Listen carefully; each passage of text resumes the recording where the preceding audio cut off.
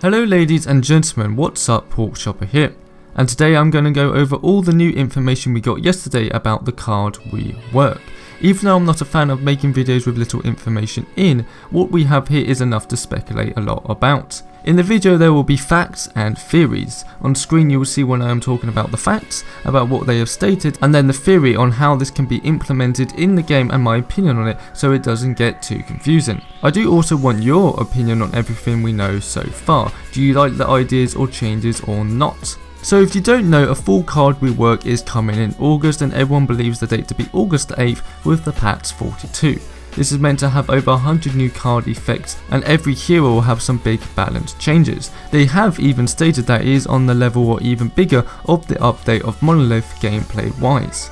So the first few things we have learned is the card points are going away and being replaced with a new currency. They didn't want to announce what the new currency would be called in case it changes. The main reason they have done this is because firstly 60 card points is really hard to divide into smaller card points, limiting the way they can change cards to balance them or how to implement new cards to the game. Now say for example, instead of 60 card points in the average game, Epic expected people to get 6,000 of whatever the new currency may be. This means you can have card items being say 500 currency or 1,250 currency, 1,500 currency, 2,750 currency, you name it. Well, with 60 CXP you can't really have 0.5 of card points or 1.25 of card points. That just complicates the system, so creating a new currency in the game can simplify this. This means a lot of standard 3-point cards in the current game will have different currencies depending on their worth level.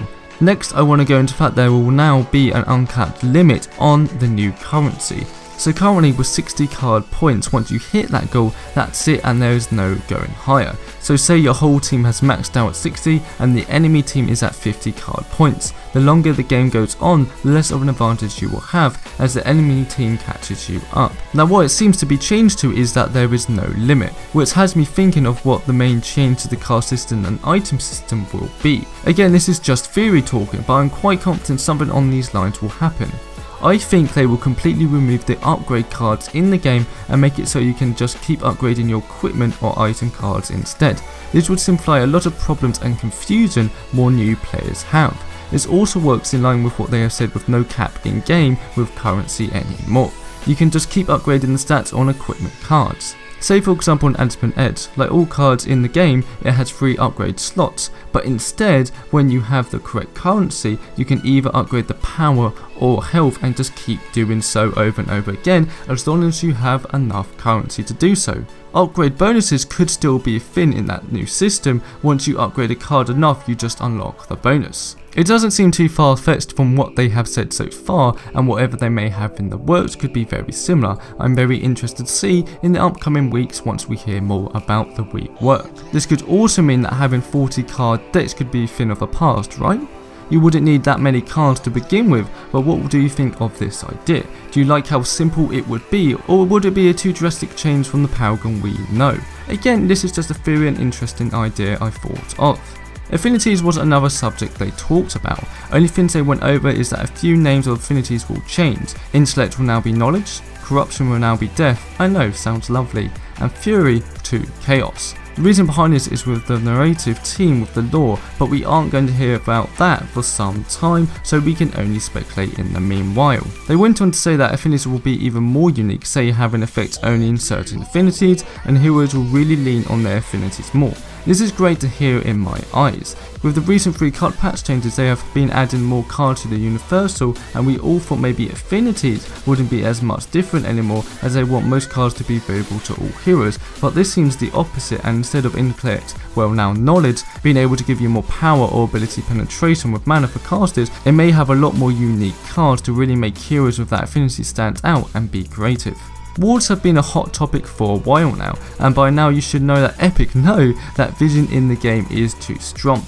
They still haven't given details on how it will change, but wards will be changing with this big update. What they have said is they want less of them and feel like a valuable part of the game, so I'm guessing you're going to get less and they will be a lot more expensive. This directly will buff Kalari because lack of wards.